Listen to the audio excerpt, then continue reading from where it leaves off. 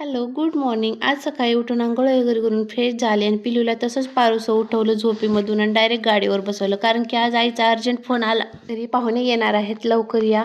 त्यामुळं मी अंघोळ वगैरे केली आणि पिलूला झोपेतून उठून तसंच कपडे घालून घरी आणले. आल्या आल्या पिलूला सकाळी दूध प्यायची सवय आहे, त्यामुळं तिला पहिलं दूध बनवून घेतलं आणि इकडं दीदी आणि त्यांच्यासोबत कोणीतरी पाहुणे येणार होते म्हणून आम्हाला इकडं स्वयंपाक करायचं होतं, पुरणपोळी करायची होती. त्यामुळं लवकर लवकर आवरून घेतलं.